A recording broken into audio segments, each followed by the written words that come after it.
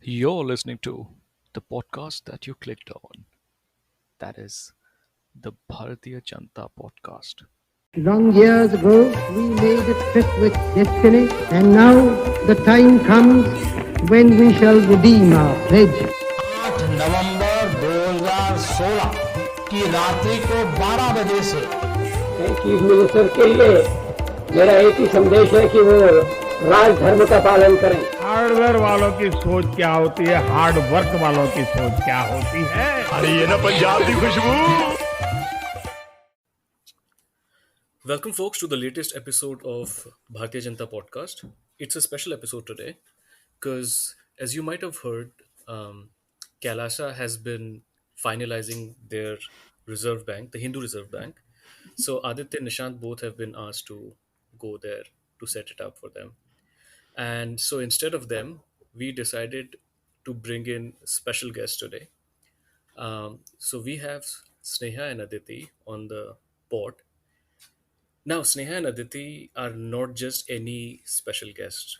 They are one half each of one of the only native true crime podcasts in India, out of very few, the Khuni podcast. Having said that, I'll let them introduce themselves, basically, and then we will talk a bit more about the Khuni podcast. Sneha, how are you doing? Yeah, I'm good. How are you? How's it going? I am just disappointed in my partners. Yeah, they just run away every time something happens in Kailasa. In fact, Aditya is also has a pet company, and he rents of peacocks. And Okay. so we are recording it on the 23rd of August, and I don't know if you Yeah. guys have seen, but he rented his company's Yeah. name is called Morarji Desai. Okay. Okay.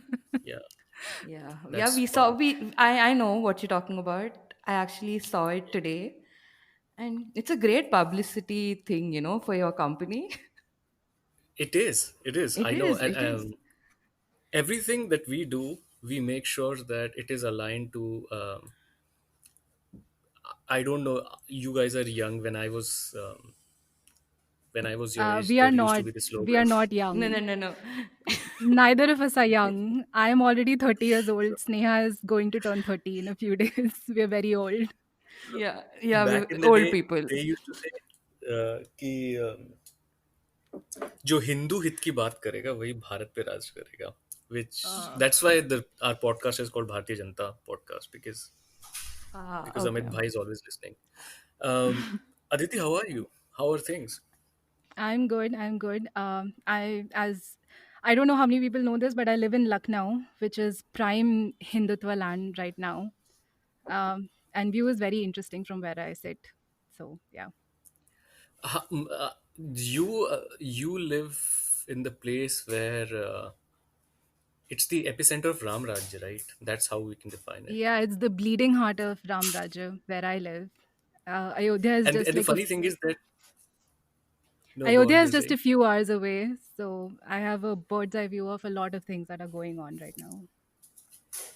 I was just saying, and the funny thing is that you live in the bleeding heart of Hindu Rajya, whereas Sneha lives in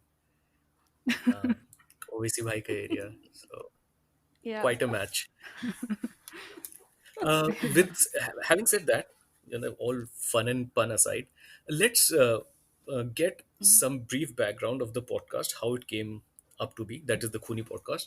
So before I ask you guys that, I have always ruled the fact that as a Yeah. cold crime case junkie, I don't know how to define it, but I've always ruled the fact that first of all there are no good, or at least up until a few months ago, I thought there are no good Indian true crime pods, and then I found out your pod, and I've been loving it since. But how did you guys decide on that? Some background story. How did this pod came up to be? It was pretty much the same thing. We've been listening to true crime podcasts from basically US and UK because they dominate the true crime podcast world so far. And we also wanted to look at the we also wanted to see if there were similar podcasts in India, but unfortunately, the ones that were they are quite dramatic, like they have this music in the background, and they'll be like, they have this really dramatic host, and there's a lot of flair, not a lot of focus on the facts. And so we Yeah. wanted like a no nonsense fact focused podcast, solely focused on true crime for India as well. That's how we decided to start the podcast. Because if there is one place where facts are respected, it's India. Yeah. Good. No, Yeah. but like, no, I understand. And Yeah. that's why I really like the pod that you guys do. But, and I feel this, I have been thinking about how much effort goes into a true crime podcast. And it's not just about the research that you guys have to do, but also about how much data that there already exists. And my assumption is that it's not a lot. How No, it's much not. does it take to kind of produce an episode, if you will? Okay, so the thing is, it's not the lack of data, it's just there is no benchmark to validate the data we get. So, like, so if something happens, there are like 10 different ways that it's been put. So, unlike in the West, where you can actually look up court records, which are accessible to everybody, or you can see the trial on YouTube later, that doesn't happen here. All our cases are closed. So they basically call in camera. So we are lawyers. So I'm just explaining a little bit legalese. Sure. So it's called in camera, basically in the chamber. So, like, it's closed off to the world unless you have special permits or you have that press card or something. So what you get is you are relying on people who actually attended the case.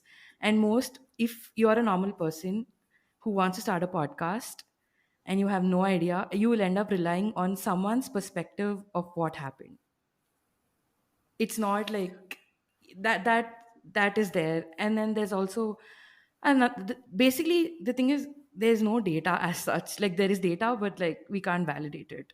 So it's a lot of reading up, and then trying to see if maybe 3 4 accounts match, or if we can get the official judgment, see if that matches. It's a lot of, you have to be thorough in those things. Yeah, that's what it takes. And so, if I were to ask you, how many hours does it take to the both of you to kind of collect the data for an episode? Ballpark number, rough. Oh, around, I would say we work on the podcast for at least 3 4 hours per day, right? Generally. Yeah, yeah, two to Per three day? hours.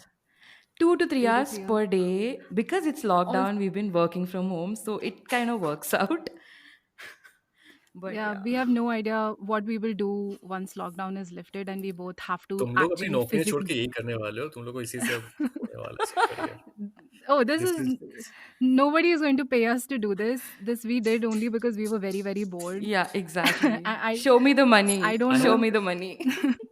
I have a theory, but I have a theory that Yeah. in the early 2000s, when the internet happened in India, there were these blogs that happened, and these blogs became big, and all these bloggers in the next decade, that is the teens, became these writers, many of whom we kind of are like Arnab Ray or even Amit Verma, like these people, right?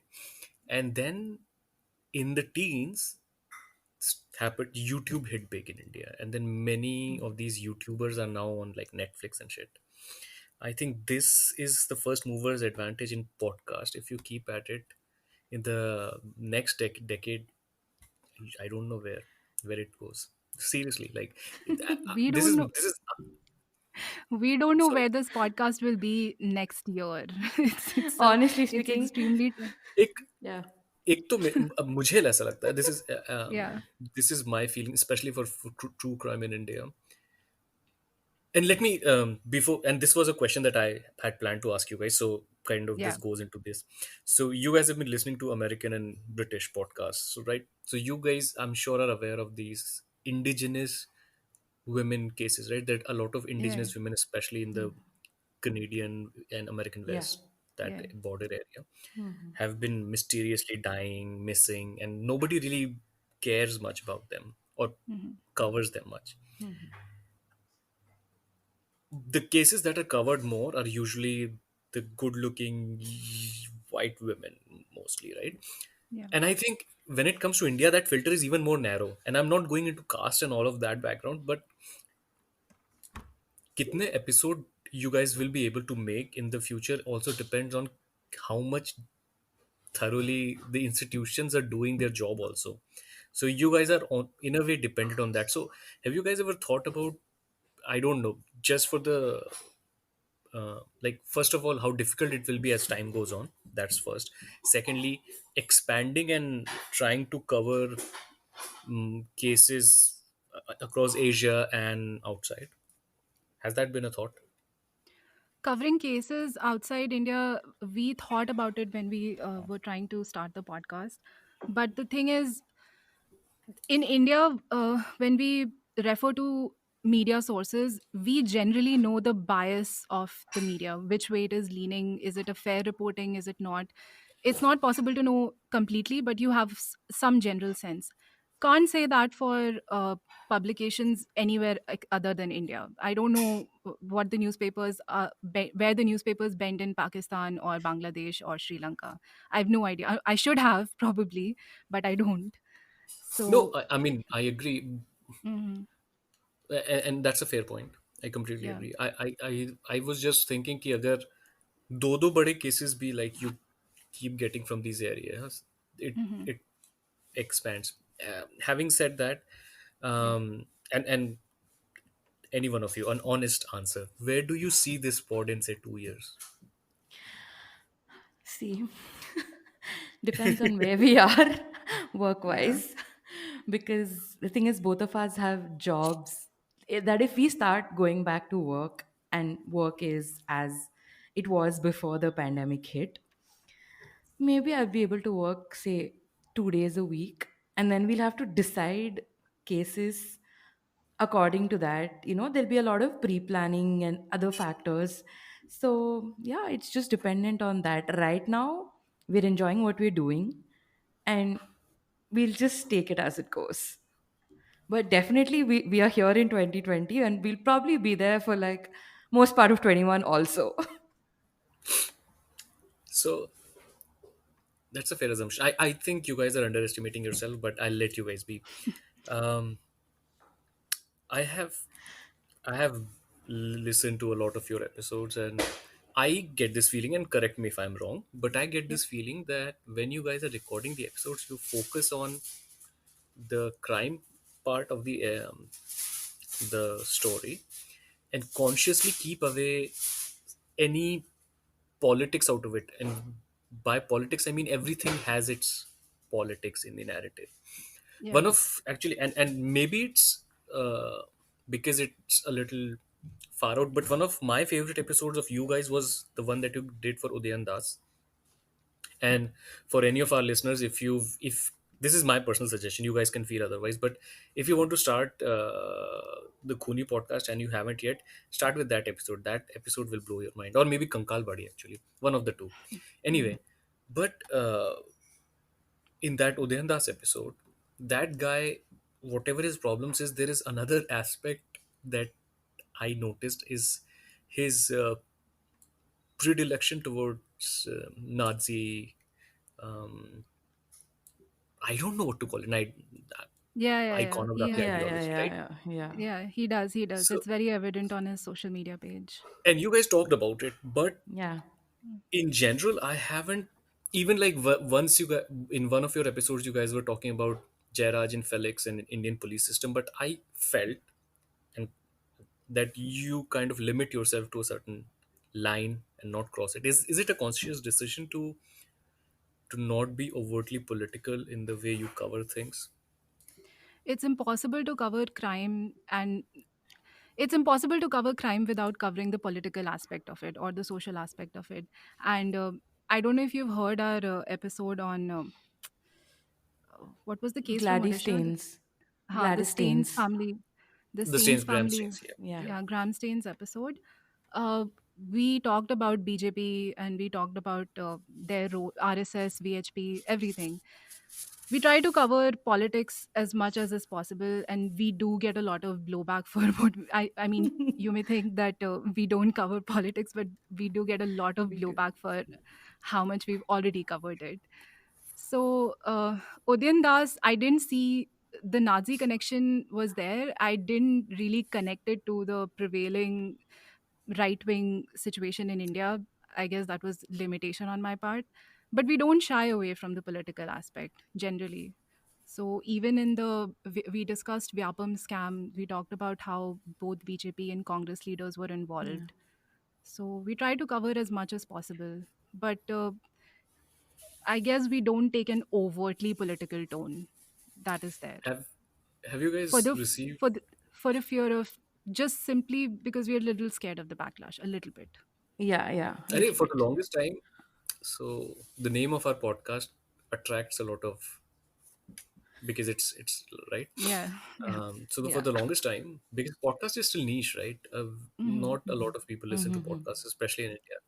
Yeah. So for for the longest time, we did not want to have our audio feed go into YouTube simply because of the fact that YouTube has a much larger platform, and then pata nahi who'll come. But which episode has had you guys receive the most flack, and Gramstein's what's like the episode. worst? Gram stains. Gram stains. Gra- So yeah, we have a couple of greatest hits that we want to Huh. read out. No, not exactly, just Please. one. So this comment came. So we have an Insta page where we put up the photos and other related information. So there's this guy. He just commented. We don't even know his real name. He calls himself Tom the G or something. So yeah, Modi ji से this related this होंगे Tom ji. he has a Tom and probably Jerry wala cat ka photo on his DP. Catwalla. Yeah. Obviously a real So person, not an clearly. IT cell bot. Never. Oh no, wait. क्या Just बोले क्या वो? Basically, huh. he's calling So us no, no, no, no. Hindu-phobic and Let me do this. yeah, They all start off like this, okay? I love your podcast a lot, but you have no rights to defame any religion like that. If you're so obsessed with Islam, why don't you guys convert? Go on, more power to you. Islam is the most peaceful religion, they say. Peaceful with incests. Okay, this is spelled INSETS.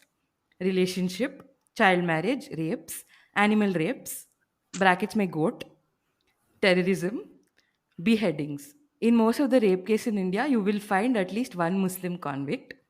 Now, please don't block me. Apart from this, your Hindu phobic mentality, I love you guys and your podcast. Chill with a smiley face and that victory symbol.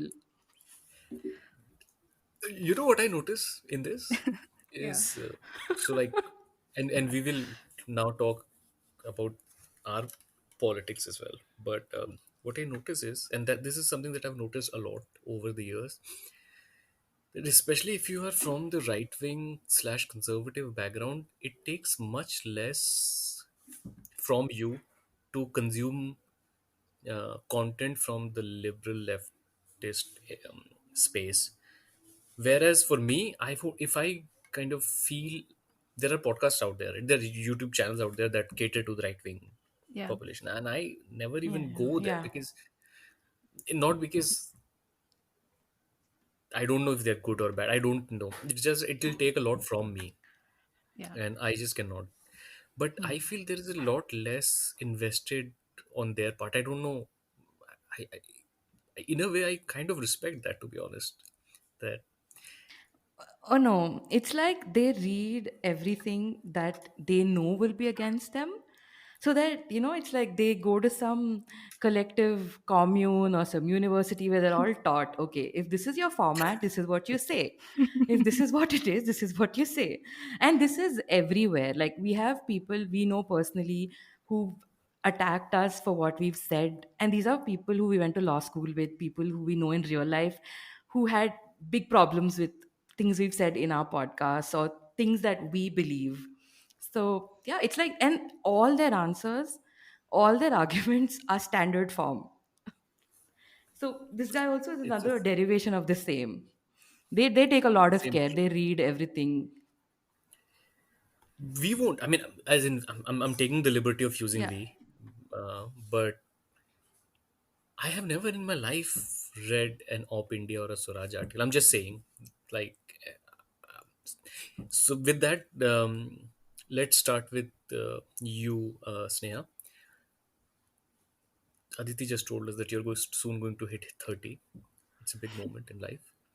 So, how do you define your personal politics, and how did you reach that place wherever you have reached in terms of the way you see the world? Okay, so for the Bada longest question, time, I know. like most Indians, haha, so I'm starting slowly because it's a long answer. And I've actually thought about it quite a bit because I know people will ask me this. I don't know where to start. Actually, maybe I should start from my family. My family is like Hmm. what people have called, what is that? Super leftist, liberal, Fab India, Kurta, pseudo intellectuals. Okay. तो कोई problem ही नहीं है. Yeah, that way I never had any issues. Okay, so like, so then like I'm very close to my granddad, and he is so left that he'll just fall out of the picture type left. Like his beliefs are staunch, but what he taught me was you make your opinion. Like I was never said, oh, this is what you have to believe. What I learned is what I've seen. Like I've seen the way people made decisions or whatever. So politically, I'm still learning. And this podcast gives me that avenue to just because I'm reading much more, also given the current scenario in India. So I'm still forming, but I think I am left leaning towards the left as of now. So yeah, maybe I will concretely make an opinion about this like in another 2 3 years or 2 3 months. I don't know. Aditi, same question to you. Uh, I come from a right wing family. I have no qualms in saying that. My father is a raging Sanghi. He's just not a member of RSS, but he's there already. So his views are extremely misogynistic, obviously, and Hmm. Islamophobic, anti minority. And he likes to pretend that he's not casteist, just like RSS does, but in fact, he is casteist. So looking at that, I mean, it that looking at that in person, it's like a wake up call. I do not want to be like this person when I'm But 50 years old. when did you? Because when we grow up, right? When we're growing up, Yeah. rather, we see them as our heroes. So it's very easy. That's how 99.9% people find their politics, is Hmm. how their parents find them. Yeah. So how did Yeah, when yeah. did you realize, "Nay, boss, this does not seem Because right"? having a misogynist father is a little hard, because you know that he's saying small little things he says, he links it with religion, that these are your shortcomings, this is how Hindus were, this is how Hindu women should behave. That's not, I mean, even as a child, by the time you reach your teenage, you realize these things are unfair. You're learning a lot of things in school. You're also, it's not like political education begins after 18. You do learn from school, you learn from TV, you form opinions, you understand that this is misogyny that I'm facing at the hands of my own father. So you realize you do not want to end up like that. That being said, you also imbibe subconsciously a lot of their biases. So you imbibe the casteism. Some, to a certain extent, you also imbibe the Islamophobia when you're younger. You internalize all the negative things, all the negative biases your parents hold against these communities, because a, either your exposure isn't that much to these communities, or b, you just don't know the history of casteism and everything. For you, the history of casteism begins with the Mandal Commission, which brought reservation, which as a general category was detrimental to you. That's what you think. But then you go to college, and fortunately, you go to law school. You're taught about constitutionalism, and I mean, you learn more about history. You learn about the struggle of caste in India. I also unsuccessfully prepared for civil services for a while, and during that time, you sort of go back to history, and you learn about these subaltern movements that traditionally your history syllabus left out, and you realize that your views are extremely bad. So that's how I agree with Sneha that my political views are still evolving, but regarding casteism, Islamophobia, even regarding feminism, I mean, it's mostly sort of like a rebellion against my own family. It's very cliche, but that's what it is. Caste as a question is so interesting because even for me, right, when Mm. I finally kind of started identifying myself as a left liberal, if you will, Yeah. this is from that point.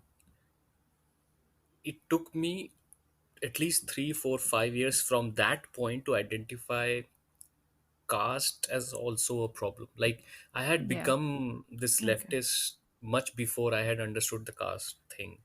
Yeah. So it's very interesting. Any and to the both of you, any books that you guys read over the years that helped you identify that politics?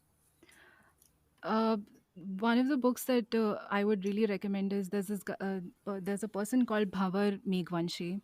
He Hmm. wrote a book. He wrote it in Hindi. I've read the English version. It's called "I Could Not Be a Hindu," and he writes about he's a Dalit, and he was recruited in RSS at the age of 13 years of age, so very young, and remained in the RSS for a very long time. And I think that is something I would recommend most people who are sort of center right to read and really see that all this anti-caste rhetoric that RSS has, this is so flawed. And yeah, I mean that is one of the most influential caste readings that I've read so far. But I suppose there's a lot more literature that I have to cover Yeah. to educate myself. I mean, that's never going to end, right? That's Yeah, a Yeah. yeah. never-ending This. process. Sneha, for you? I'll honestly say I didn't really read a lot with this subject, but what I learned about caste is more of what I've seen in my life. So basically, my grandmother is Tamilian and she's a Tambram, and my grandfather is a landowner, whatever, basically different caste. So there was a lot of thing around their marriage when they got married, and so like most Tamil girls, my grandmother wanted me to learn music. So the thing was, when I was started to go to Carnatic music classes and everything, that is when I realized, a, I was being treated a little differently because of, I didn't realize it back then. But like, later as I grew up, I found out it's because they used to say things like, oh, you eat non-veg. So like, your voice may not reach the levels that, vegetarian girls' voices would reach, which is utter bullshit.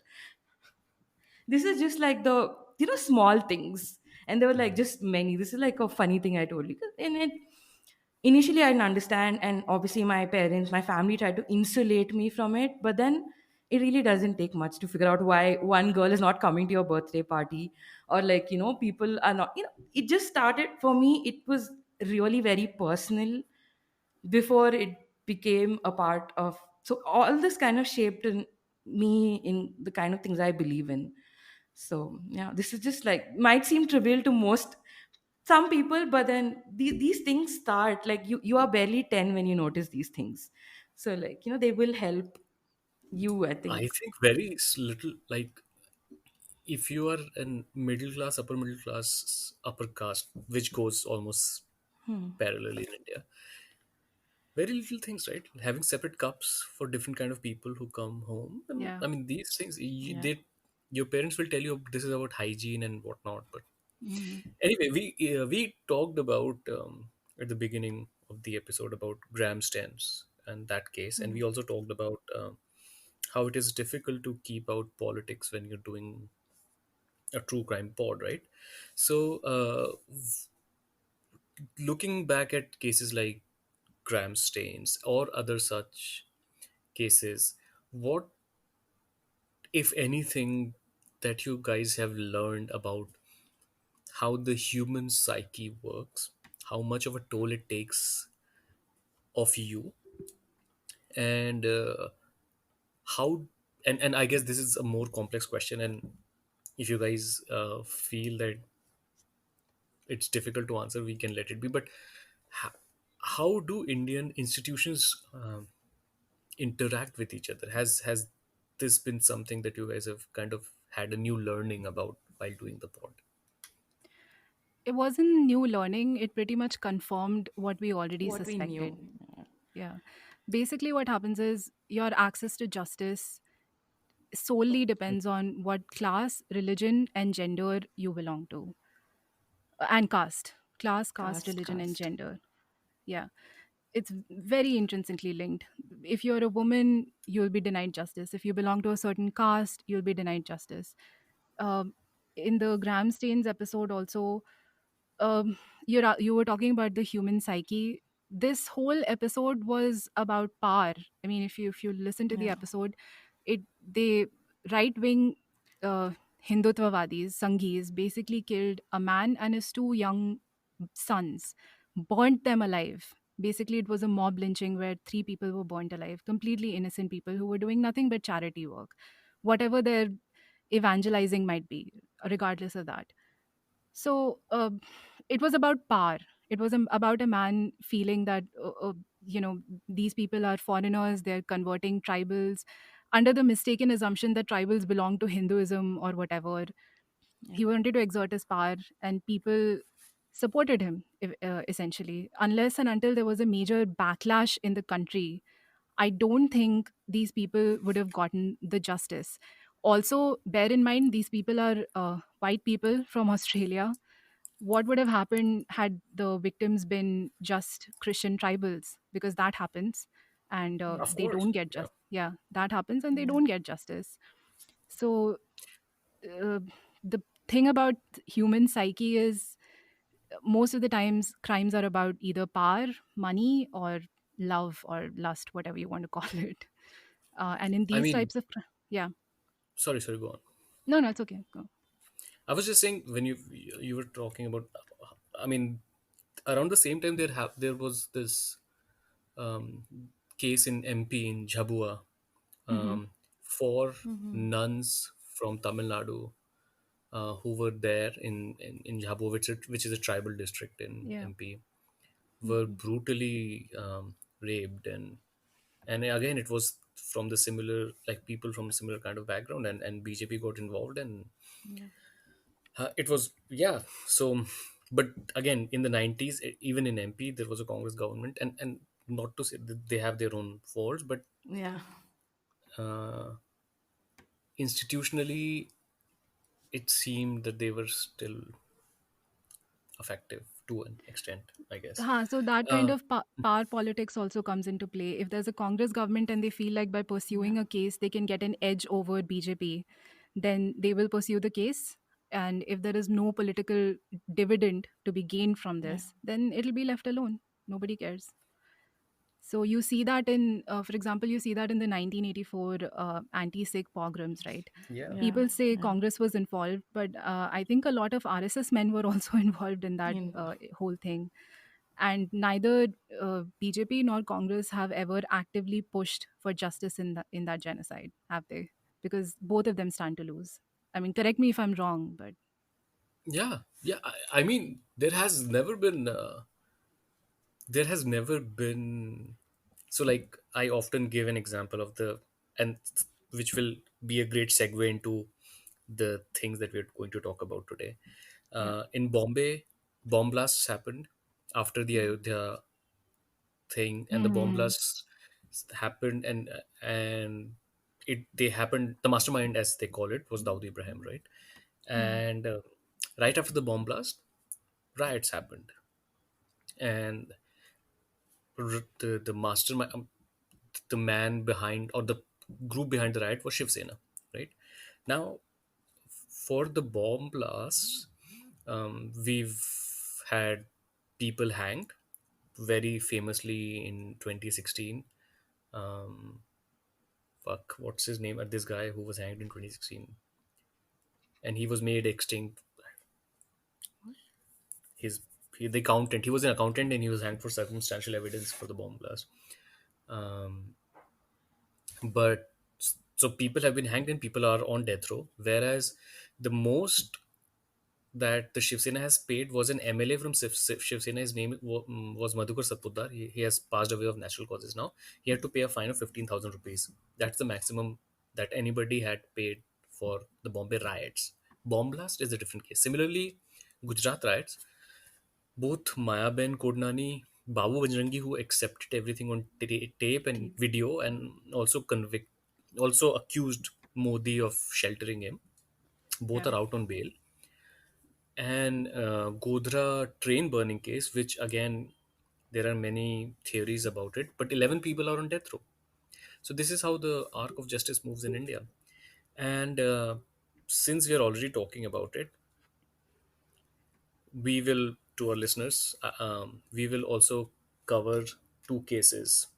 Um, since we have the true crime specialist on our pod, we thought it is important to have them show us their expertise and enlighten our listeners.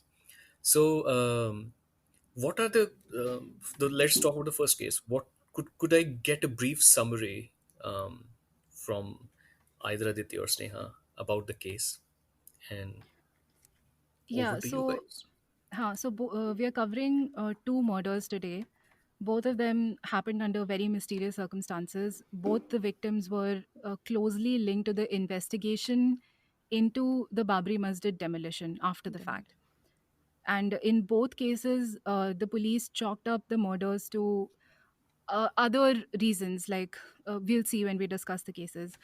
But it is very suspicious that both these people were so closely associated to the investigation. And in one of the victims was supposed to be a major witness for the prosecution. And yeah, they both died quite suddenly right after the riots. So that's the main Yeah. thing.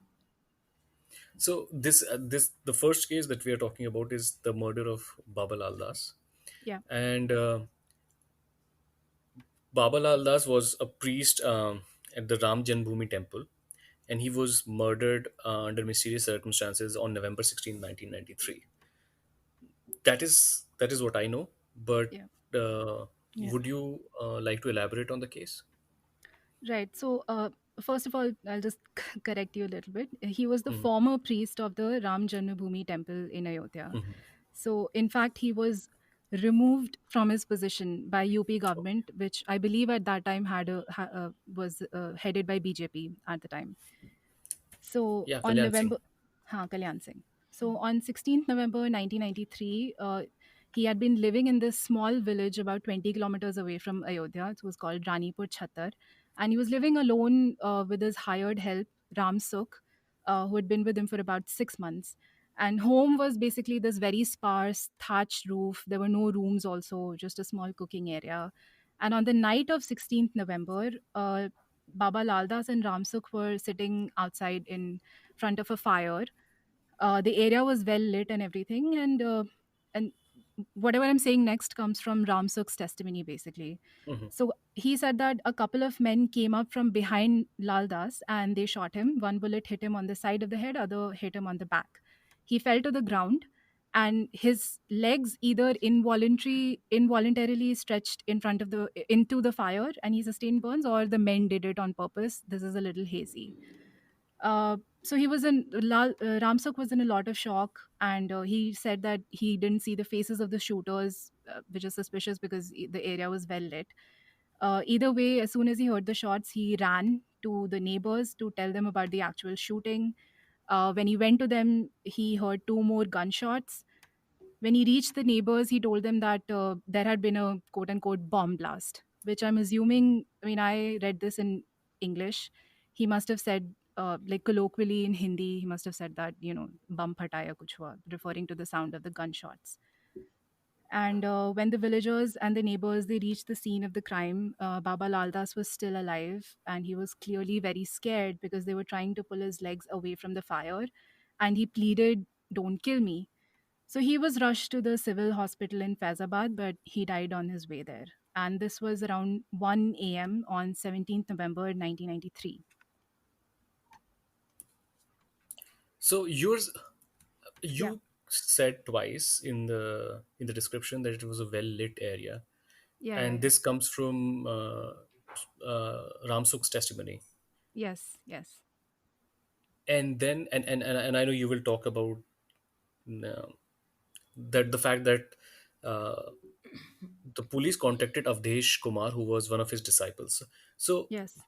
so when do these two different testimonies happen? Because there are difference of accounts in these two testimony, and Avdesh Kumar was not even present there, and he in the report to be present there. So when does that happen? And um, do you feel that like it being a well lit area, as you're saying, is has that something to do with the way how the case was framed?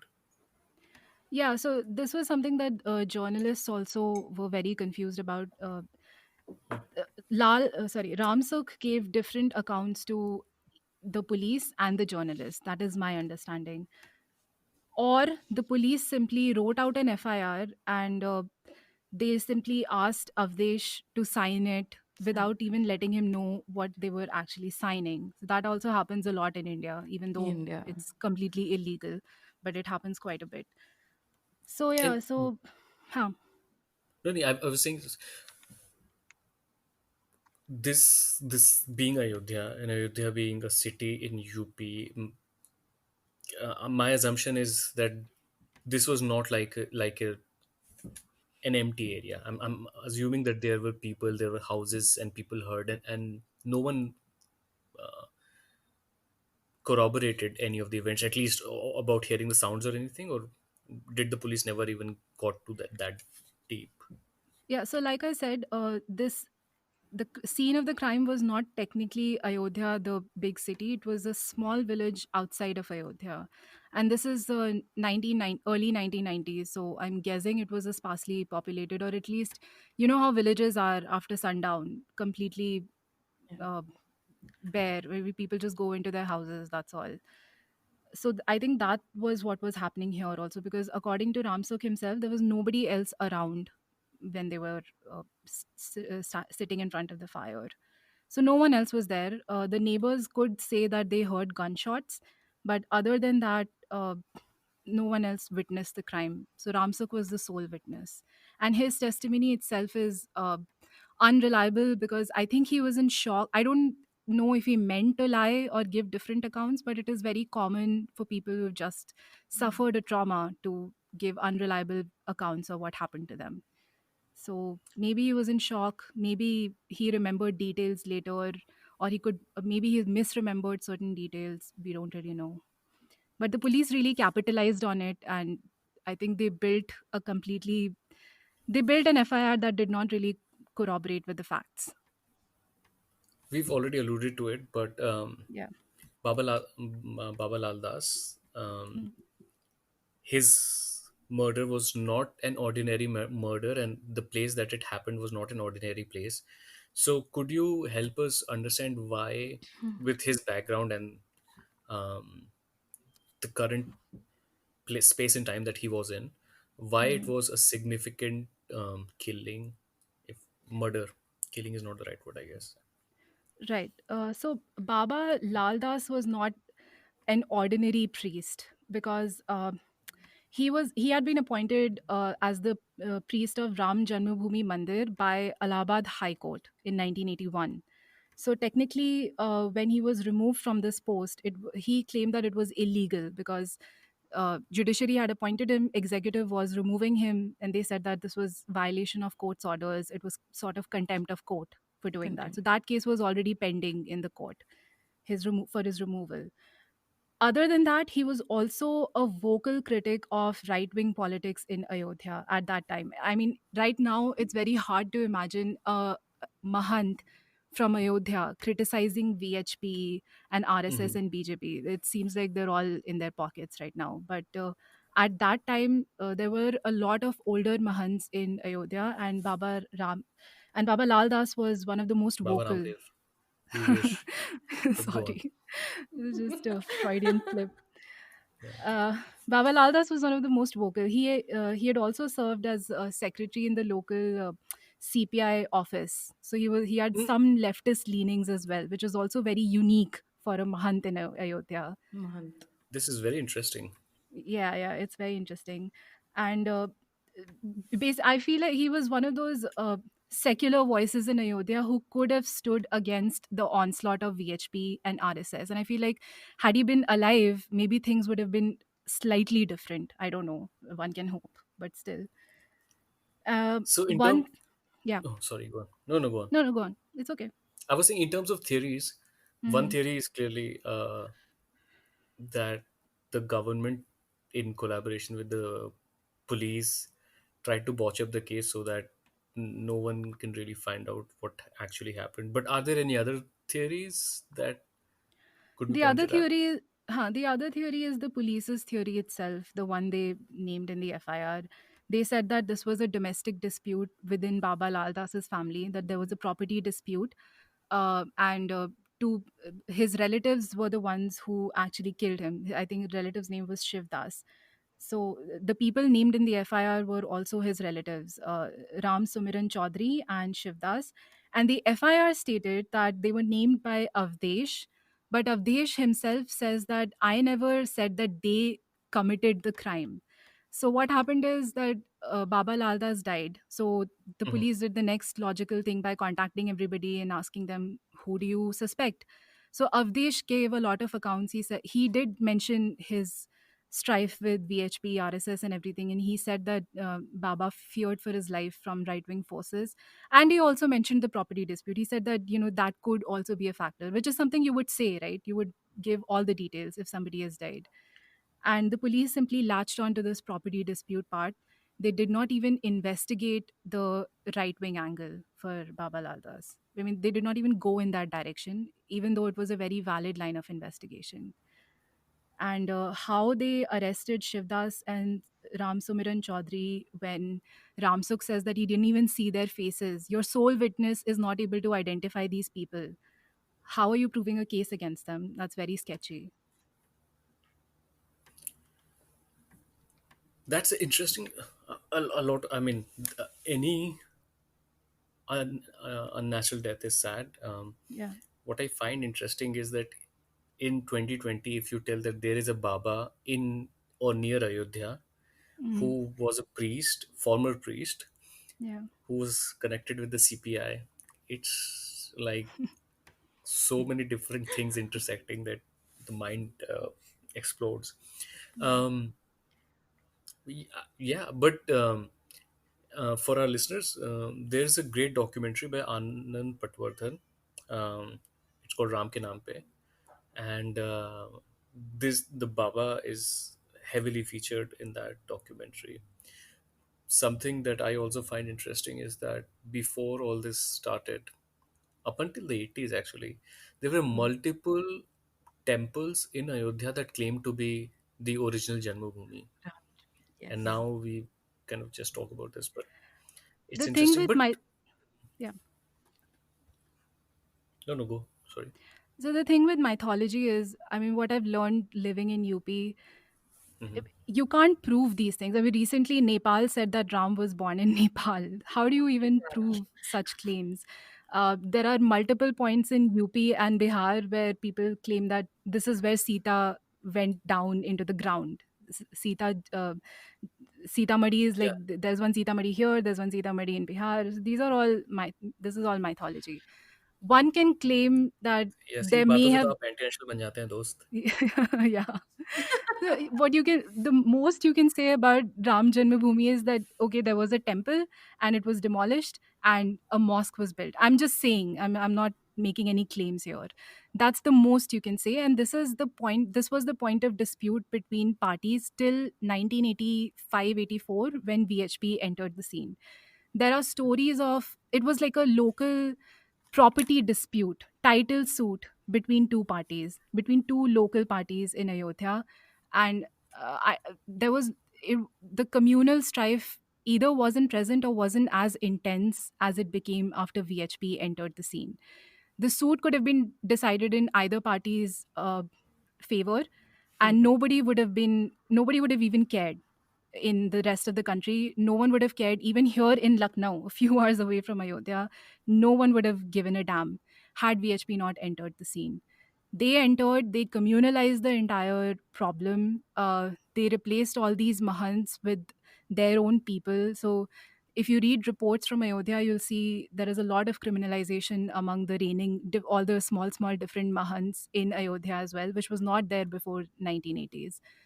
So yeah, VHP just capitalized on this issue, turned it into something it just wasn't, gave it a character that it never had. I mean, as much as we, I mean, all rightly blame Mhm. them, we Yeah. also have to, and I'm not trying to play the balancing act, but Mm. had Rajiv Gandhi not stood against the Supreme Court's opinions on the Shabano case, Yeah. and then not felt the need to equalize it by opening the gates of Ayodhya, Hmm. this probably would have still been a minor case. So there are so many what ifs in history, but Yeah. one of your point is very interesting, because in our last podcast we said that Nepal is saying that the real Ayodhya is with them. Yeah. There is a city in Indonesia. It's Ayutthaya. So Ayutthaya, basically, yeah. it's like Disney World. Yeah. There are different franchisees. The main franchisee is in near Lucknow, In- but there are many other parks that you can go to if you want to. I think it's controversial to even say that the main franchisee is near Lucknow. You don't know who's going to take offense now. I mean अब सच तो ये है कि हम सब नेपाली हैं, but मानते नहीं हैं अभी बात को. But moving on, the next case is the murder of Subhash Bhansad. yeah. Subhash Bhansad was an officer on special duty, uh, communalism control cell, which in itself is a Yeah. very interesting Yeah, yeah, position yeah. in the UP government's home department. Home Yes. department. So yeah, give me some background. Give me some masala. What happened? Sorry, masala. Nahi, someone died. Yeah, give me some um, dal roti. No, no, it's okay. You can say masala. We say that. We don't say that exactly, but yeah, that's what we do. We give the details. Yeah. So what So happened? he was, yeah, so he was traveling to Delhi to Hmm. basically present some papers before the Liberan Commission. And this is the Hmm. commission set up to investigate the Babri demolition. Yep. And he was in the train, okay, the Kashi Vishwanath Express.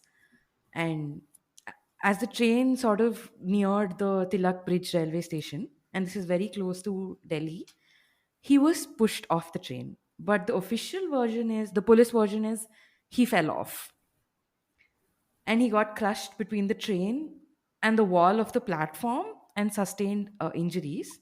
And then he was taken to the hospital in Delhi. I think the next day he passed away. So I don't know how a grown man just falls off. That's like should be your first red flag. So initially the police said this was a accidental death. So what we've noticed, Aditi and I, on the course during the course of our podcast, the police have some very set answers. So when someone's missing and the missing someone is a girl, they say, "Oh, she eloped." If someone died under mysterious circumstances, or it looked like it could possibly be suicide in some way, oh, it's suicide.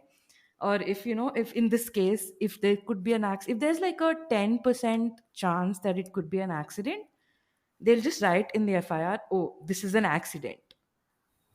But then Sad's father petitioned the Delhi High Court because he said that Sad was carrying some sensitive documents about the Babri Masjid demolition. So he was actually, as I told you earlier, he was going to go and present them before the Liberan Commission. So, which is what makes this very sketchy, like, which is what kind of casts doubts on the police version. So yeah, so that's, and also there are other, like in his dying declaration, apparently in the hospital, he told his relatives that he was pushed off the train. Like his version is that he's been pushed off the train, and that And he told them that they'll find important files in his briefcase. and we never find the files that No, right. no, no, no. But do we know what was potentially in those files, or any We like? don't know. We We don't don't know know what. We don't know what exactly. was in the files. They say that it could have been some communication uh, between the chief minister of UP in 1947 or 1950 or something and Jawaharlal Nehru. Nobody is really sure, but the disappearance of these papers was obfuscated a lot during that time. So Yeah, Saad's superiors in the CID, they at the time they said that, oh, these papers were just photocopies, and no, if he had the photocopy, we had the originals, we'll have or the vice. photo. Yeah, So some version of the documents are with us, so we can't say that these documents have been lost. But a long time later, in 2000, I mean, the investigation into this case and the Babri Masjid demolition case drags on. And in 2009, Mayawati is the chief minister, and she says that 23 documents are missing from the Hmm. Mm. evidence. And Yeah. seven of those documents were being carried by Saad in his briefcase. And at this time, CID says that yes, we lost the papers then. So at least at one time, CID was lying about being in possession of these papers. Yeah. Again, very, very Papers. sketchy. So this is happening in 2000. I'm trying to think. 2009. Yeah. No, no, no, no. But The incident the happened in incident 2000. Huh, huh. happened Yeah. in Yeah, 2000, yeah, right? yeah, yeah, yeah. 2000, 2000. UP did not have the a BJP government. No. Delhi did have a BJP government. Um, so theories, we are going to on theories basically. So I'm trying to, Hmm. like, in the Yeah. earlier case, Hmm. it was easy to kind of pin Yeah. the government, if you will. But in this Yeah. case, it's a bit more challenging, right? So what are your theories on this? I don't think it's very challenging because, like we said, he was pushed off the train at the Tilak Nagar station, which is very close to New Delhi railway station. I think it's just Yeah. one station away. So One station away. technically, he was killed in the NCR region if he was thrown off the train. So if you're saying that it was a Delhi government in Delhi, it was a BJP government in Delhi at the time, then it would have been easy for them, right?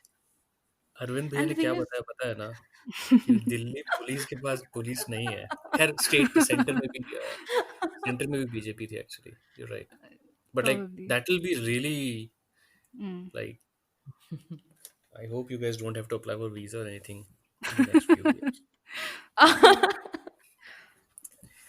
But then going back to going back to the theories. no, the Um, thing Go was on. Sorry. he was scared, okay? Like he applied for transfer. So he knew something was going to happen to him. Like he was if he'd applied for a transfer many, many times, he knew that, you know what, his role in the thing was he knew that there is potentially a A threat possibility to his that, life.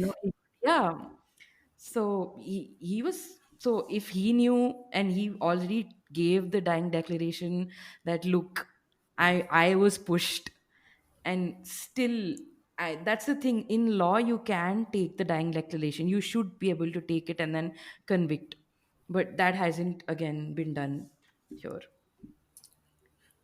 As we were talking before we started talking about the case, right? It justice depends a lot on who on the both Who's- side yes, is. I mean, yes. going back to the politics aspect of it, we often talk about the Gujarat riots and how justice was botched in different places. So much so that at one point the Supreme Court of India had to ask all the cases to be moved from Gujarat High Court to Maharashtra High Court. Maharashtra, yeah. And yet, if you talk to any supporter of the current regime, they'll tell you कि clean sheet दे दी थी मोदी जी को तो. Mm. Jabki, they don't apply the same logic when you talk about something like a Salman Khan killing those people on the pavement, right? They'll realize, they'll agree कि हाँ भाई, in the court system power plays something. But when it comes to Modi ji, they So it's basically that's what they do, right? When it suits them, they'll be like, yeah, yeah, everything is against us.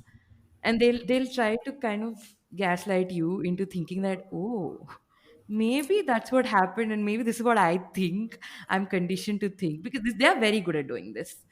Also, can in I the just case. appreciate your naivete, basically, in imagining that you'll get any sort of judiciousness from the right wing, Yeah. that, I that they'll mean, apply logic or reasoning or fair play even to any I situation. have I have made the case over and over again that their b- their एक तो us their करके भी problem, but their beliefs are not founded on a rational position. It's founded on emotions, and you cannot fight numbers, emotions with numbers and facts and logics.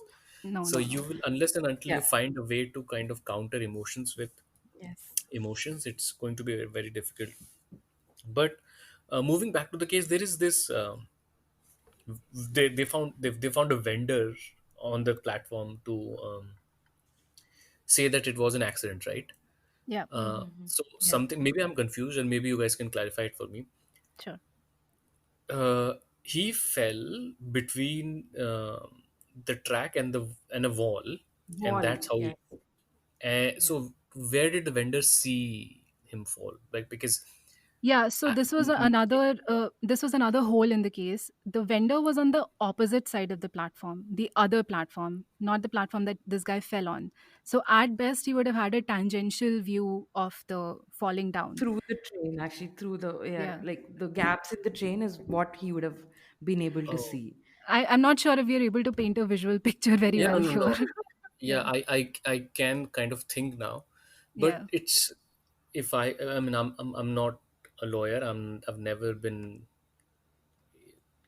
have known police or anything, but that sounds very filmy, right? It is, which is It why is. it's a It is. very suspicious case. The worst part of this is that you have this person, the victim. He himself is saying in a very lucid state right before dying that he was pushed off the train, and you don't even examine that line of, you don't even take that Yeah. line of investigation. That's also very sketchy, and this happened in the Laldas case also. These Yeah. very valid lines of investigation were not pursued by the police, and it's up to And anybody's interpretation why. and every police in India has this amazing talent. They will like explore all avenues except the most possible one, and we've seen this time and again when we've read cases, whether in law school or now for the podcast. Except, I mean, this applies in cases where the most obvious explanation might end Yeah. up indicting Being someone in the power someone or power, someone yeah. rich. No, no, but I agree कि बंगाली लड़कियां काला जादू करती हैं. There is no doubt. That Yeah. seems to me the most logical thing. Uh, but so there was this criminal breach of trust by a public servant charge on CBI, right? Yeah. An FIR placed in Lucknow. Regarding the case? Yeah, yeah. Sorry. Yeah, I keep this is my problem, right? Huh. I have a hot Yeah, take yeah, and yeah. then I go back to the Yeah. case. No, But no, it's yeah. Yes. okay. Yes. So So so what regarding the, huh, what came out of it is my question. nothing. Nothing. These kind of cases just disappear, or They they just disappear, bog they lie in down. cold storage Yeah. till people forget Or about them. if you've been following the news, there could have probably been like some small transfer petition filed somewhere in one of the cases, in one of the courts, and it would have just been sent off to another court and away from the view of what's happening, and then slowly forgotten. The And reason we why just I feel, the reason why it was easy to even get to make this go away, because they filed a criminal breach of trust by a public servant, but no officer was named in the like, FIR. If you're not named anybody, you're not fixing responsibility. Who are you going to convict in this case? So it's just a formality because papers yeah. were lost. That's all. And to our listeners, at no point we are saying that we know who did it, but we know who did it. But this reminded me, have you guys read up on the Haren Pandya uh, murder? No, Eh, No, So, no. can't so, talk about it. you guys are aware of this joke, if you will, Yeah, of okay. regarding one of our main listeners, Amit Bhai Shah, that you should not, if you cross him, you should not be going on morning walks, right? Know that joke. Yes. Yeah. Okay. Yes. So in 2003, Harin Pandya was like one of the biggest politicians in Gujarat. He was in the state He was a home cabinet and minister, I everything. think. Home Yeah, Minister. Mhm. and he was killed while on a morning walk. His Oh, like in wife, Rang De Basanti. except this was from the people who wear basant, as in that color. Basanti. But Yeah, yeah, yeah, got so it. Basant, no, Basant. I mean, we don't know that. We don't know that. We just know that he was Okay. coming up as a major rival to Narendra Bhai in Gujarat, and his father, Harin Pandya's Uh, father, and his wife, up until 2009-10, kept accusing the Modi Shah combo. And this I have seen happen over and over again, be it Judge Loya or Harin Pandya, or even before that, there was this guy, um, Sanjay Joshi. Sanjay Joshi did not die, Mhm. but Sanjay Joshi was Mhm. and I know this is digressing, but just like so, Modi was made the chief minister not because he was elected as chief minister. He was appointed as a chief minister because there was internal fighting in Gujarat BJP. So they took Modi ji was was Sambit Patra back in 2000, and then he was airlifted into becoming the chief minister of Gujarat. Yeah, I've And heard this back then, story from my father Yes, yeah. million times. and back then, another of his big rival, was Sanjay Joshi in Gujarat. Mhm. Mhm. And suddenly Mhm. something happens, and this CD comes out. Back CDs ka time tha wo. Yeah. CD comes out, Okay. and the CD is about, it's a sex CD of Sanjay Joshi with an unnamed female, and that ruined his career. And I have seen this happen over and over, and either you die or somehow something comes up that ruins your career. So anyway, my train of thought of my mind was because this guy fell from a train, and then in a year later train was burned in Gujarat, and Good. so वहां से पूरा मेरा दिमाग वहां चला गया. Sorry. Going back, going back to the Khuni podcast. All the episodes that you guys have done up until this point, which episode has been the one that you've enjoyed the most making, or I is it all liked your babies? making So Vyapam. I did. No, I enjoyed the Vyapam scam murders because it was a classic conspiracy case. Uh, Everything was sort of indicated. Nothing was ever proven that these deaths are associated with the scam, but a lot of people associated with the scam were also dying one by one. So yeah, that was a fun project to research. fun. I guess fun is not the right word, but it was interesting. So, have you guys already planned the, like? Do you guys know what is going to be your next episode and the episode after that? Like, how far in advance Uh, you? so the thing is, About a initially month. when about a month, yeah. Like now we are at a stage where we know, but like when we Mm, started out, initially we were like, okay, huh, oh yeah, oh today's Thursday, we have to record an episode by Monday or Tuesday. So then yeah. that kind of happened until okay, I said okay, let me hunker down, let me do Charles Sobraj, and which is a proper like going into the mind of a criminal, understanding his motives, reading those 3 or 4 books that I had to read, and I really enjoyed it because we literally looked at him from the day he was born till the day he's been imprisoned in Nepal, incidentally Nepal, and married the Motherland. daughter of yeah, married the daughter of his lawyer, who as I think is about 40 or 44 years younger to him. She's the one who went on Big Boss. Hmm. And then there was this whole thing about how when people asked, "Oh, how do you sleep with Charles? He's in jail." And then she got all offended and cried on national TV. This is what I found out in my research. But the part that I want to talk about is in those 3 episodes, it was just like 3 weeks. All I was doing is thinking about Charles Sobraj, writing, reading, thinking about the whole because he had this his geographical footprint was insane. Like he'd committed murders, crimes in Europe, that whole hippie trail, as what it was called back then. And, that whole era is something that I find fascinating. So that holistically was my favorite because also because I got to go in really deep into someone's head, find out how they think, find out what motivates them. Yeah. And I hope you learned something from it. Oh, But yeah. But it was I, fun too.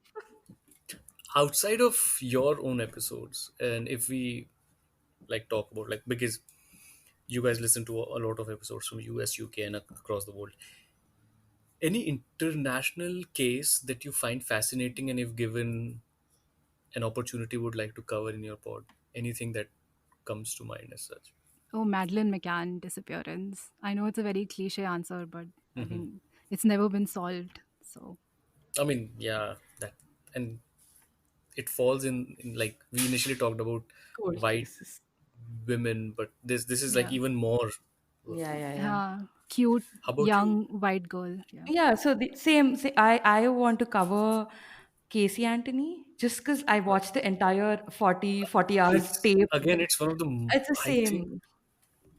but yeah, it's a It's it fascinating case, right? it is because the thing is you get that chance to see how she thinks, how again like the whole mental aspect of it is just oh my god, can you really lie so much? Like so much. Like cover up everything in your life and then just when it explodes, it just explodes. It's like that. So that part, yeah. And And this is something like so for me, as even when I listen to like podcasts, right? Cold crime bolte hain, cold cases, cold cases. cold cases. Um, and there's something about disappearances that I like. I'm instantly like pulled to. I don't know why. Have you guys in your trying to building up episodes for your podcast? Have there been any mysterious disappearances in the context of India that you guys have been looking at and may cover at some point? None so far. Yeah, We yeah. might in the None future. so far. Not nothing comes to mind We right now. haven't like Sorry. actively looked for mysterious disappearances ये because तो मतलब personal मेरे लिए हाँ, I mean, नहीं, नहीं, I understand. Because the thing in India is like there's no trail, okay? Like one day in some newspaper they'll be like, okay, this kid is not found or kid is missing. And like 2 days later, they'll be like, oh, this whatever, this mall has opened in that same exact place, like where the article was. So it's like there's no continuity and you just lose track. So, and even if the kid is found, you will not know. It won't be again reported unless the kid is someone really important or someone really important's son, daughter. It happened with the Because of that, Nithari. yeah, yeah. The Adobe chairman, I think, of India or CEO of CEO, India, CEO. CEO, huh? His son was missing, and the police just went into an overdrive, found that boy, and the same, like a kilometer or so away from them, the whole Nithari, so many kids were missing, and they just had excuses like, oh, your daughter eloped, your 14-year-old eloped. That kind of a situation. So, missing And cases kind of becomes difficult to track in India. that has been my gripe with India, because in the sense the system, because the filter of cases missing out is much bigger than the West, basically. But going back to the cases that we covered today, Yeah. let us quickly talk about the things that happened this month. So the foundation of the temple was laid on August 5th, and I mean moved by Modi ji, obviously. Who else will? But in terms of first question, first thoughts on the fact, as lawyers, how, I mean, people keep saying that it's the death of democracy, constitution, and all of that. But how do you guys feel with what happened? It is insanely depressing, especially because you feel like the Supreme Court judgment itself was, it was a judgment based on emotion rather than actual facts. I mean, I was not, despite the political situation in India, I was not expecting the judgment to go in favor of the Ram Yeah. Janmabhoomi Nyas. Really not expecting. So when that happened, that was a major bummer. And the fact that this is all, at the end of the day, this is all happening uh, under the garb of legitimacy, right? This is what every Yeah. right winger is saying right now, that oh, the Supreme Court has said it's okay. So it's this all is completely legitimate when you know that it isn't. So it's very depressing. Situation is quite it should the it's a illegal construction is happening over an illegal demolition, and nobody can do anything about it. Yeah, I mean, you're talking while you were talking, I my mind went to what happened last week with Prashant Bhushan. I mean, Yeah. how Yeah. Yeah. insane is Yeah. that? And again, I am not a lawyer, and I have been told that if you put if you defame the Supreme Court, then people's faith in that institution weakens, and that's why he was so. How do you guys feel as So, like, my gripe with that whole judge order which came out, okay, was that what he comment. So the fact is, you when you defame something, you essentially attract the contempt of court when you say something that goes against the court as an institution. If you say something against the judge, because the judge represents the Supreme Court in his capacity as a judge, you're basically spiting the entire, you're dissing the court, so like you should be punished.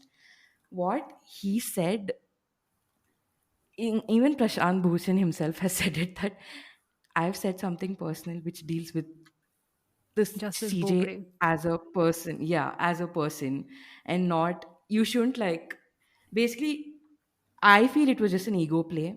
He just like, okay, you said this, I have to put you in your place, so this is what I'm doing.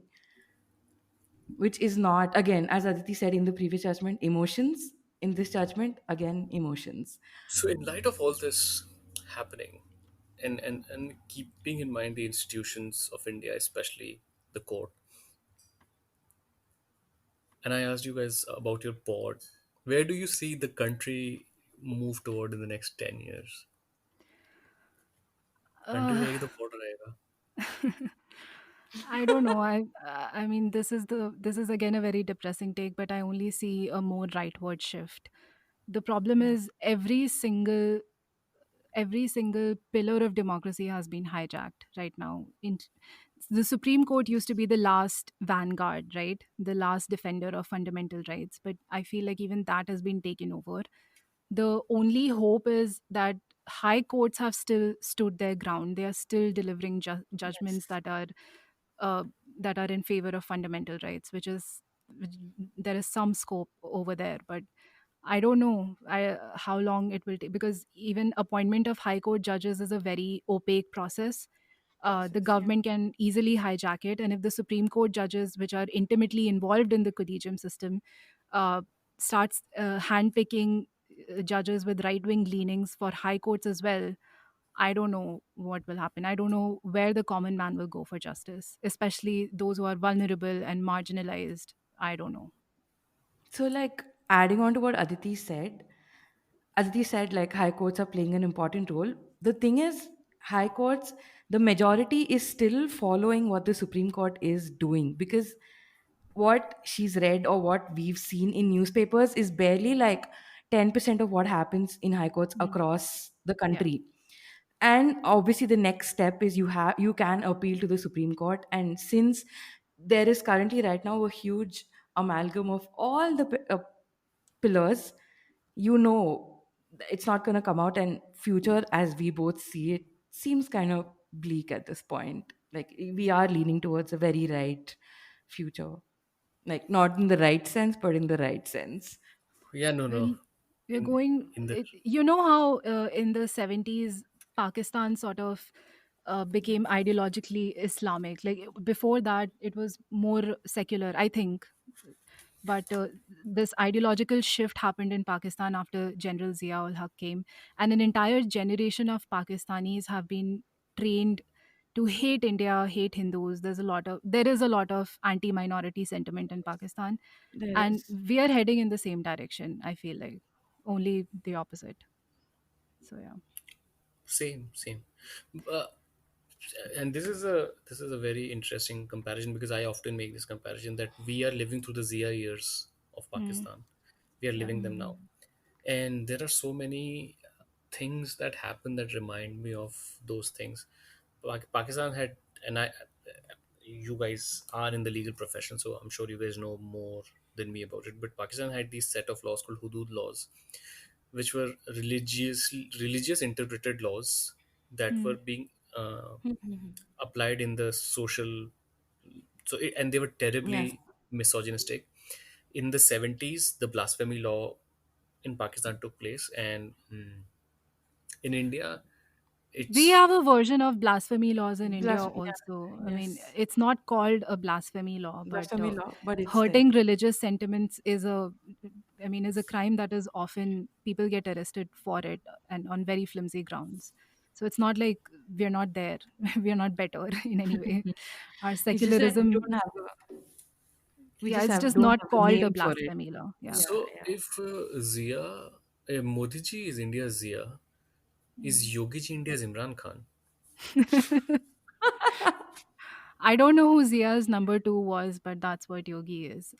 You know how Modi was handpicked, right, to be the Yeah. chief minister? He was not running for elections. Nobody knew that he would be. That's what happened with Yogi Adityanath as well. Yeah. Like, there was no face of chief minister when UP elections were happening. There was this Tyagi, Casey Tyagi, right? He was. Some people wanted Few him to people were be. in the running, including I think Rajnath Singh Yeah. at that time. But only hardcore right wingers knew who Yogi Adityanath was, and I can say that because my father knew. I didn't. So yeah, he was also handpicked. Not a lot of people knew that he was running in the running for chief minister. I don't know how many This votes BJP would have gotten had they known that this person from Gorakhpur we will with a see. very We will see sketchy now, part, right? yeah, with a very sketchy past was running for chief ministership. But yeah, I don't know. I think, and again, I haven't lived in India for a while now, so it's. But I think now the more aggressively right you are, the more votes you'll get. Like UP elections are next year, right? Mm, So state elections or the year after. We'll see yeah, I think how year UP after. fares. I'm fairly sure that his stature has only increased in the last 5 years.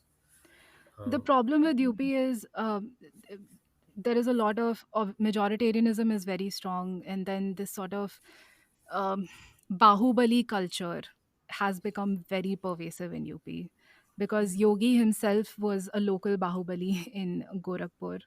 I don't know if you saw his record, his criminal record. There was a attempt to murder charge against him when he was running as an MLA from Gorakhpur, MLA. Yes. which just randomly disappeared before he became an MP, which is very sketchy. Um, if you read reports from Gorakhpur about his old days, about Hindu Yuva Vahini, his outfit and everything, Mhm. you will see that they were local rabble rousers. They used to terrorize local Muslims, and all his legitimacy came from being the head of the Gorakhnath, But uh, yeah, mutt. So, I mean, it is, and that culture has pervaded in UP. You see that even now, it has pervaded in the UP police. It has become even worse. I didn't think it was possible, but it has. Uh, After the CAA riots took place, you must have also heard about this. UP went whole hog against the protesters. UP police itself destruction of committed property. Yes. not just destruction of property. After the riots ended, Muslim families were specifically targeted to recover damages, and in a very Yeah. illegal way. I mean, there was no they were not referred to a tribunal. Just executive decided that, oh, this is the damage. This much you have to pay, and a lot of people had to shell out all that money. And Muslims were specifically targeted for that, even though Hindus were very actively involved in the riots, and Muslims are mostly victims. And that only stopped after Allahabad High Court said this is extremely illegal. And so to Yes. divert, and so to sort of uh, they sort of overcome that difficulty, he passed an ordinance in March, established tribunals in Lucknow and Meerut. So now he has basically legitimized his illegal. I call it hafta vasuli. I don't know. There is no other word for it. BJP has been doing this, so not just in UP, even in Haryana, right? Manohar Khattar was not, he was handpicked to be the chief minister, and this is again something that is very typical of Modi ji. However, I feel in the case of Yogi, it could backfire. But Modi ji, like for the longest time, even Amit Shah in Gujarat was not a cabinet rank minister. Okay, Yeah. and Modi ji had more than 5, 6 cabinet positions along with his chief minister position. He's a very like every like he wants to do everything by himself, and he Mm. picks people who don't threaten him. And that is why you will see all the ministers currently in his cabinet, apart from Amit Shah actually, are not people who could win elections by themselves, By be it themselves, your yes. Piyush Goyal or Nirmala Sitaraman. They cannot win elections by themselves. And Yeah. that has been his modus Yeah. operandi. But in case of Yogi, obviously, I think it seems it'll Now I backfire don't because know. Now I don't know.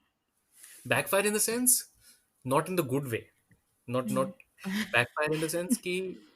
So this is how I see the future of BJP and then India. Is that BJP, the thing with politics is the bigger the tent of a party becomes, the bigger the chances of that party then splitting, right? And if Yeah. BJP splits, it'll split into an even more right wing faction and Yes. a lesser right wing faction.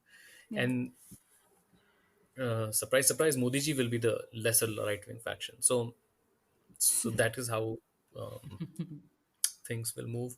And on that happy note, um, and you did recommend that Bhavan Meghvanshi book, but any other recommendation, anything, and it need not be a book, it could be something on Netflix or anything that you've recently seen that you find interesting.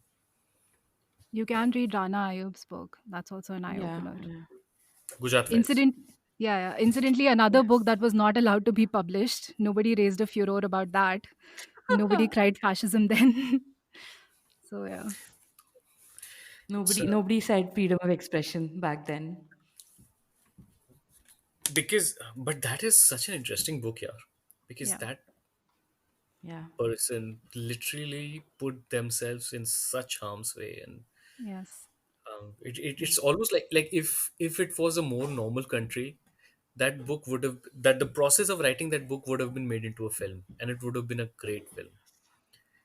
If this But was a normal country, that book would have been published in India and it would have been Published. explosive enough to bring down some people. But it's not a normal. I don't think Normal India has been country. a normal Yeah. country for a very long time. that is true. Because we were talking about Zia and comparing Zia years to Modi years, there are two books that I really um, I'd really recommend for anybody to read. They are both based on Pakistan, but they do Mm. give you a good idea of how Pakistan became and how India could be. One is The Case of Exploding Mangoes by Mohammad Hanif. He's one of my most favorite South Asian writers, fiction Right. Mhm. and even non-fiction. Case of Exploding Mangoes, and the other is called The Faithful Scribe. It's by Shihan Mufti. He's a journalist, American Pakistani journalist, and it's the story of his parents' life in parallel with the story of Pakistan. And there's one incident that I always am reminded of whenever I hear about things in India. His father was a professor of physics in Punjab University, Lahore. And he writes in the book that during Zia's years, the Jamaat Islam student faction in Pakistan became so strong that if you were a professor in a university and you had one of those leaders in your class as students, you'd call them sir. Okay. Okay. So Wow. yeah, Wow. Crazy. so that is, yeah, that is I'm reminded of this all the time. Any other recommendation, any TV series, anything that you guys have watched over the lockdown recently? I can't think of anything at the top of our heads. I'm so sorry. Yeah, we've just been in this one, like from March, it's just been one day repeating again and again and again. So like we keep forgetting. Like the good parts are when we work on the podcast, and like rest is all just like a blur because it's I just did there's see no. I did see Bring Down the House, and it Oh sort yeah, of made Yeah, it yeah, made yeah. me feel aspirational because I really hope that there are people like AOC in India who are willing to fight, they are uh, in jail. Pinjra tod. I'm sorry, guy. I'm so yeah, sorry. I know, but Mm, I really but it's hoped true. that uh, I'm not. I think. you will have a better perspective on the Democratic Yeah, on Party this. within. Yes. I think the Democratic Party itself draws a lot of flack from leftists in America as well, just Yeah. like Congress does in India. Mhm. But I had hoped that Congress would widen its reach and promote people like AOC in India as well. But I don't see that happening. It's it's much more difficult um, in India, especially with, see, even in at its worst. Like I often tell this to my friends, even at its worst in US when you have Trump as the president, Yeah. you you guys know that Trump actually got 3 million less votes than Hillary Clinton, and Yeah. it's Yeah. because of the electoral college that Yeah. he became Yeah. the Yeah. president, Yeah. right? Hmm. So even at its worst, there is, if not 51-49 or 52-48, there is a 50-50 divide between what you would call liberals and what you would call conservatives in US. In fact, some places like the West Coast or the East Coast are so liberal that, Yeah. or South is so conservative. Like it's like that, right? Right. So in US, it's still a very equal fight. If you look at late night TV, they are Hmm. all dissing on Trump day and night, right? Trump. Yes. Yes. Yes. Uh, but when Yes. it comes to India, I think people that you're talking about are not even 10% of the population. Even people who vote for Congress, even Hmm. like people are Mm-hmm. inherently conservative, and then some of them, even while being socially conservative, end up voting for non BJP parties either because of caste Yeah. or because of some Yes. emotional Yes. connection with Connection. Yeah. Congress, for example. So people are not voting out of their liberal convictions in most cases. So if someone is an AOC in India, he or she will have a very difficult time finding any ground, because there is like in the end AOC can say everything and she'll still win her Brooklyn Congress. She's a congresswoman, right? She still Yeah. win her Queens wala seat, because that place, like if you've seen Down the House, Yeah. there is a moment where AOC says in Bengali, she says Amar naam hai Alexander Cortez, right? Hmm. Because there's a huge Bangladeshi population that lives Yeah. there. Yeah. Yeah. And imagine now take that in the Indian context, and imagine a candidate saying in, I don't know, Arabic or something. And she tweets in Bengali from time to time, Hmm. and we just don't have that kind of ground in India, sadly, at this point. And But do you realize that Modi does this a lot? Modi will, when he goes to Tamil Nadu, or when he goes to Yes. the Oh my Northeast, God. he will either wear their traditional costume, or he will sometimes even talk in Tamil, a few phrases only, Yeah. but he will. Oh my God. One Yes. time, one time he tweeted in Bodo language, which is very, Yes. He people were tweeted very photo. people didn't even know what language it was, but he tweeted in Bodo language. He leverages these things, and I think it's a failure on part of center or center left parties that they have not been able to leverage we've these we've sentiments. talked about this in our pod in different episodes, but here the thing is that, so before the 2019 elections, right, there was a phase Mhm. where Raj Thakre was doing these large mega rallies and he was dissing on Yes. Modi. The Yeah. thing Yes. is, Yes. you cannot out Hindu Raj Thakre, or you cannot out Hindu Modi or Yogi. So if Mhm. tomorrow Yogi does something, um, I don't know. It's we cannot imagine it, but imagine Yogi says adab or salam or something, whatever. Mm. Yogi already has his Hindu credentials so far Yes. up that you cannot say कि भाई ये देखो ये appease कर रहा है. Whereas Yes. the moment Congress or anyone in the opposition does even minutely something, it will be framed as कि ये देखो appease कर रहे हैं जो भी. And that is the thing in Indian politics right now. It has become a game, even like where Modi can literally actually Modi, if tomorrow Modi says ki um, the means of production should be with the proletariat, um, and something, and Bhakt will start defending it the next day. That is the thing, because Yeah. they have elevated their stature where you cannot Yes. use the same thing, and as we talked initially, right, the the accusations are same over and over. You Hindu phobic or whatever, right? You cannot Yes. call Modi Hindu phobic, or you cannot call Yeah. Yogi Hindu phobic. So now if they do Yes. something, um, so yeah, so if leftist politics has leftist economics could happen in India, because Mm. these people still like look at welfare. Yeah. Uh, Yes. it's India's political environment is just different, and I know, and I've had this discussion about opposition. What could opposition do? A lot with a lot of different people, but I just feel that they have a very limited, um, just kind of कहते हैं ना, area that they can swing around, Yeah.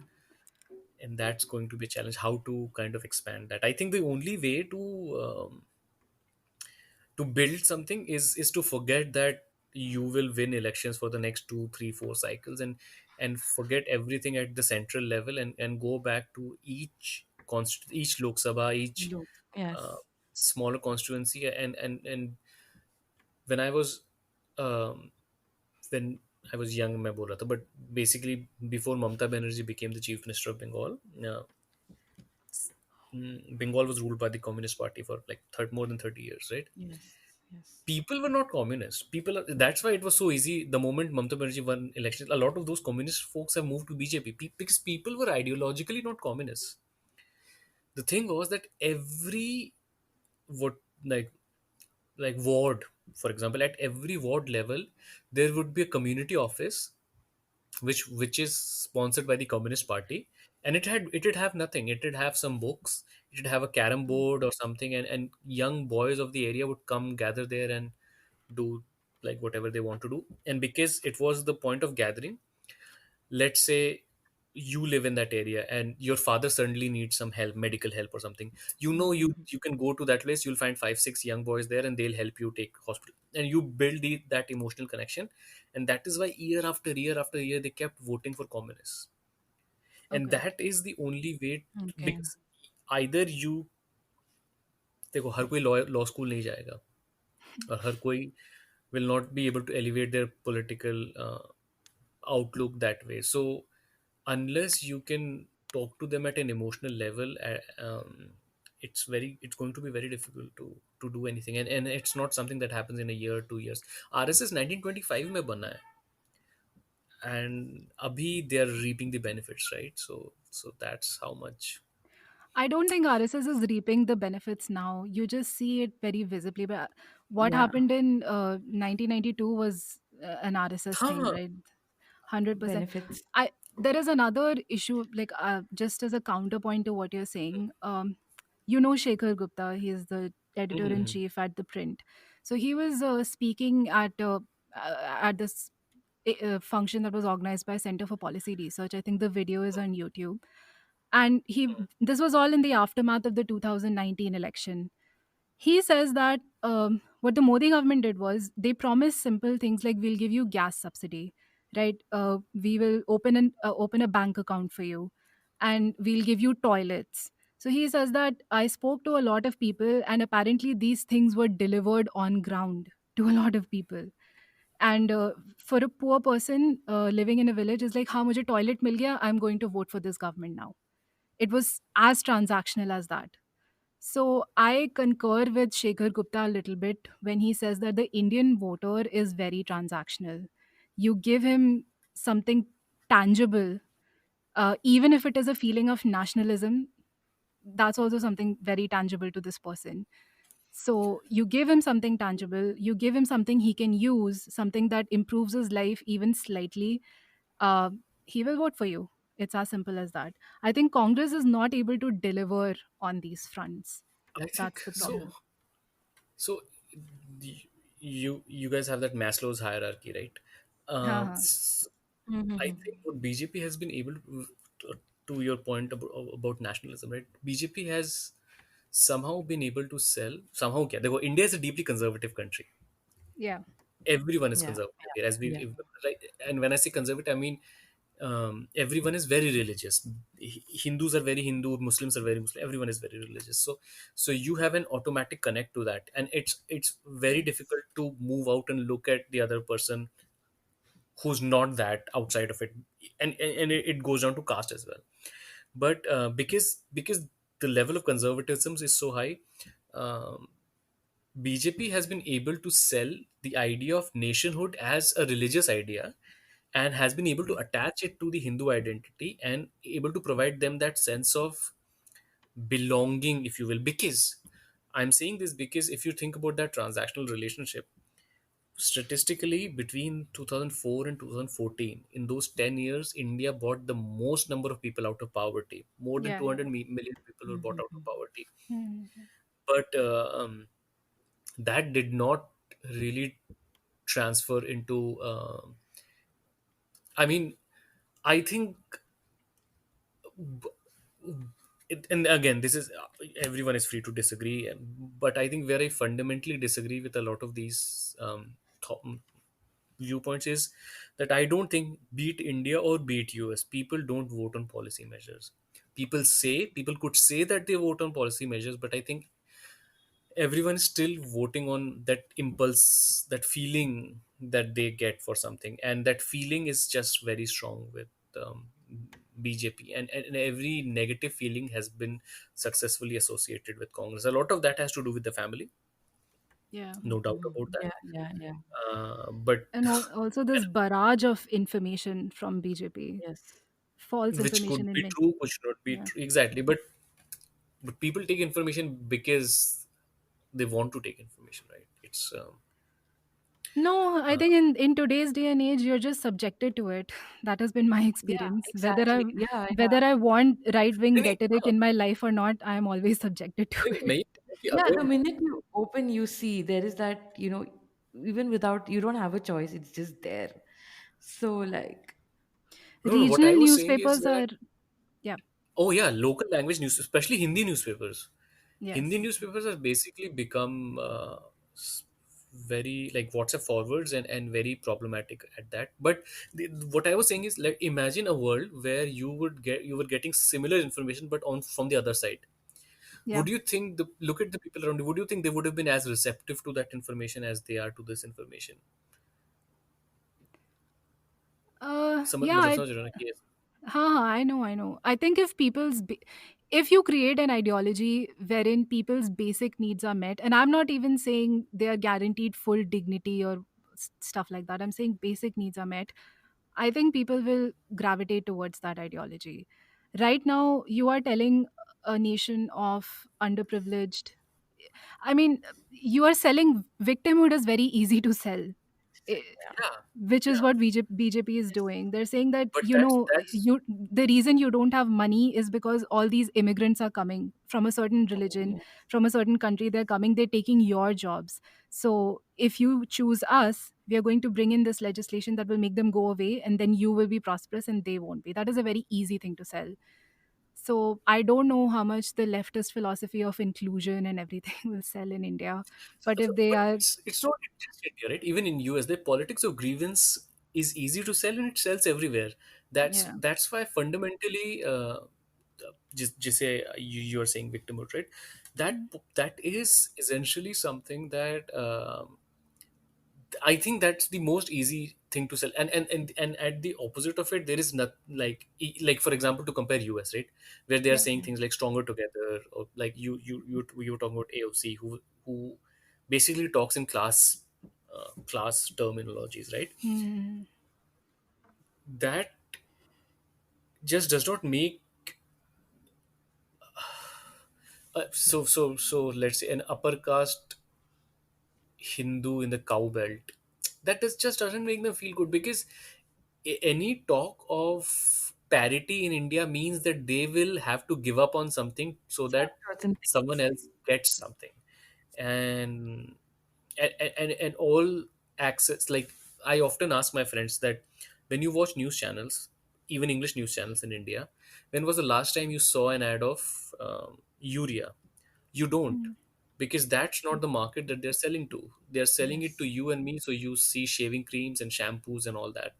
Yeah. And um, and those people who own all these structures of power do not like the language of poverty. In fact, US में ये चीज़ मैं बहुत notice करता हूँ. There are a lot of NRIs who feel so strongly about India कि मुझे कभी कभी लगता है कि भाई आप इंडिया चले क्यों नहीं जाते, उतना अच्छा लगता Yeah. है। But Yes. अगर आप चार लोग हैं and there are two like American Americans, and there is me and there is another Desi. And if I Yeah. say something that about India which is not, which is true, कि road में गड्ढे होते हैं, even that, Mm. they'll be like, क्यों India के बारे में बुरा बोलते हैं, इन लोग क्या सोचेंगे? I'm like, भाई इतना क्यों हर्ट होता है आपको? So like this is what they, like this is what Modi has been able to sell, Yes. pride, Yes. uh, Yeah. even if Yeah. it is built on a platform of lies. I think yeah, we always end up going to this direction in our pod also. हमेशा शुरू करते हैं हंसते खेलते और and में आते हैं सिचुएशन हो जाती है. Having said that, I think it's never a good time to wrap, but I think it's time to wrap. Yep. Thank you so much for being on the pod. Thank you so much for giving us the stories of those two sad deaths. I Thank you hope for having that us. we Thank you for having us. I hope there are no more Ayodhyas, but I hope there are situations where we can have similar episodes happen in the future as well. Sure. Thank you so much, For guys. sure. For sure. And it's a wrap.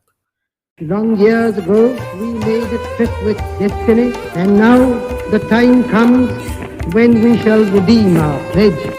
8 नवंबर 2016 की रात्रि को 12 बजे से chief minister के लिए मेरा एक ही संदेश है कि वो राजधर्म का पालन करें। हार्डवेयर वालों की सोच क्या होती है, हार्ड वर्क वालों की सोच क्या होती है। अरे ये ना पंजाब की खुशबू।